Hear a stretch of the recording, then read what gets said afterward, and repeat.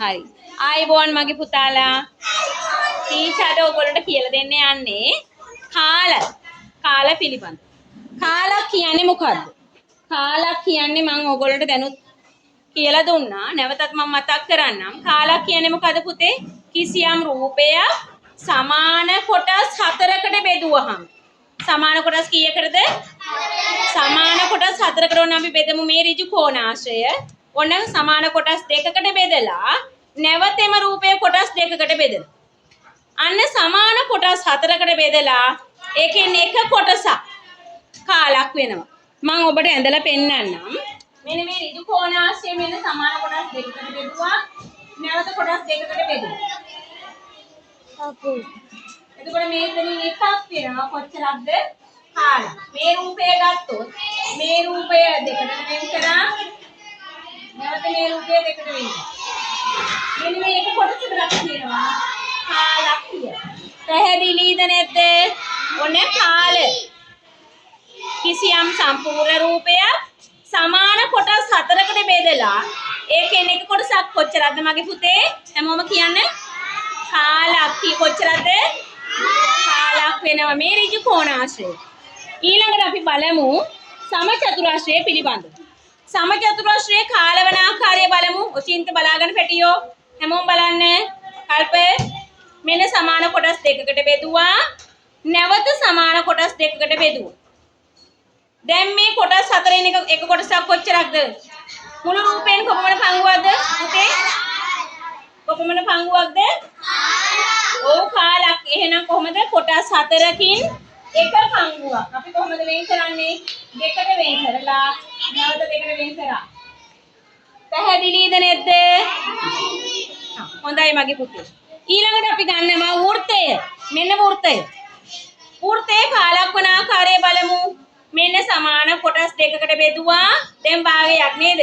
මුළු රූපයෙන් එකක් භාගයයි මේක භාගය. මේක නැවත මේ විදිහට නැමුවා. දැන් මේක කීයෙන් පංගුවක්ද? කොටස් හතරකින් හතරෙන් පංගුවක්. very good කල්ප. අපඩියක් ගහන්න යට මල් මල් මල් මල් මල් මල් මල් මල් මල්.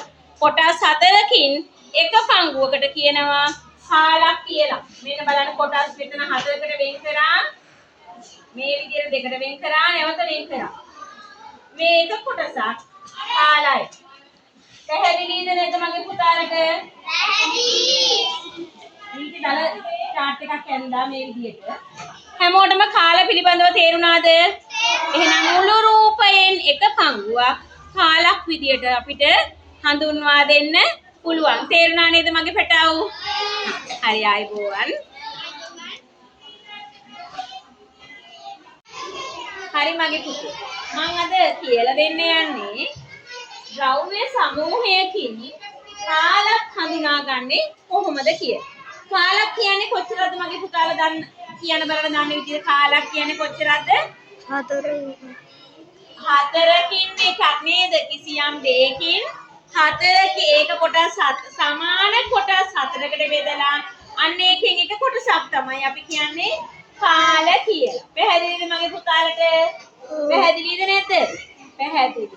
ඔන්න මම මේ බෝඩ් එකේ ලිව්ව මේ ප්‍රශ්නය පැන්සල් 8ක් තියෙනවා මගේ ළඟ. මෙන්න පුතේ පැන්සල් 8ක් තියෙනවා. හරිද? මේ අලුත් පැන්සල් 8 මම සමානව සමසමව හතර දෙනෙකු අතර බෙදනවා. එක් අයෙකුට කීයක් ලැබෙයිද කියලා බලමුද? එහෙනම් මම මගේ පන්ති යාළුවෝ හතර දෙනෙකුට කතා කරා. ඒ හතර දෙනා ආවා. හරි මගේ පුතේ. මගේ පැටවු හතර දෙනාට මම මේ පැන්සල් 8 සමසමව දෙනවා. කොහොමද දෙන්නේ කියලා මගේ පුතාලා බලා ගන්න. එක සැරේම එක්කෙනෙකුට දෙනවද වටේටම එක රවුමක් යනවා? කියන බලන්න. වටේට එක රවුමක් මුලින්ම යනවා. ඒක සමසමව දෙනවා කියන්නේ ඒක. ඔන්න සෙනෝලිට එකක් දුන්නා. ඔන්න නෙටුට එකක් දුන්නා. ඔන්න මගේ දෝනිය කීයට දුන්නා. ඔන්න තිසෙලි දුන්නා. හරිද? ඒ වටේ සමානව දුන්නා නේද? ඊළඟ වටේත් යමු අපි සමානව දෙන්න පුළුවන් වේද බලමු. බොලි. ඔක්කොම දුන්නා නේද? ආව්. හරි. සෙනෝලිට කියලා ලැබුණද මගේ පුතාට පෙන්නන්න. කවුද පෙන්නන්න දෙකයි. නෙටුට දෙකයි. ඔසිලි දුට දෙකයි. තිසෙලි දුට දෙකයි. එහෙනම් මගේ පුතේ පැන්සල් 8ක් ඔන්න ටීචර් බෝඩ් එකේ ඇඳා.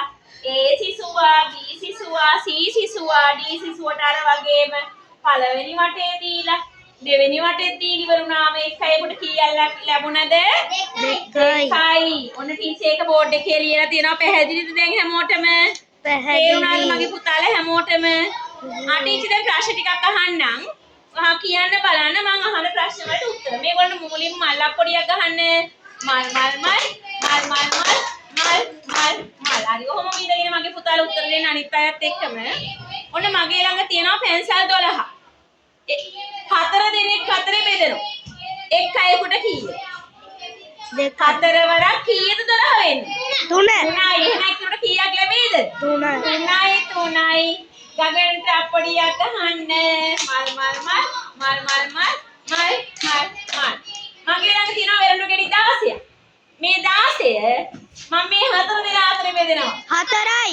4 16යි යන්න හොයාගත්තු ක්‍රමේ නේද? එහෙනම් 16 4න් බෙදුවම එක්කෙනෙකුට කීයද? 4යි. very good මගේ රත්තරන් පැටවු.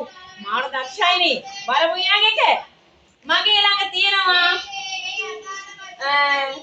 අර ටික් බෝල තියෙනවා 24ක්. මේ 24 මම මේ හතර දෙනා අතරේ සමව දෙනවා. very good. හතර වරක් 6 24යි නේද? එහෙනම් 24 සමව හතර දෙනෙක් අතරේ බෙදුවහම එක් අයෙකුට කීයද? 6යි. 6යි. very good මගේ පැටි. ඔන්න මම තව ප්‍රශ්නයක් අහනවා. ඔන්න පොත් ටිකක් බෙදා දෙන්න එක මහත්තයෙක් කෙනා මේ පන්තියට ඇවිල්ලා මේ පොත් මගේ ළඟ තියෙනවා දැන් 36ක්. මේ පොත් 36 මම මේ හතර දෙනා අතරේ බෙදනවා. එක් අයෙකුට කීයක් ලැබෙනවද? මගේ පුතේ හතර වරක් 9 36යි නේද? ඒ විදිහට අපි ගත්තා 36ට හතරේ ගොඩවල් 9යි කියලා. එහෙනම් ಗುಣ කිරීමේ ප්‍රතිලෝමය නේද බෙදීම කියන්නේ? පැහැදිලිද නැද්ද මගේ පුතාලා? හරි. හැමෝටම මල්ලා පොඩියක් ගහමු.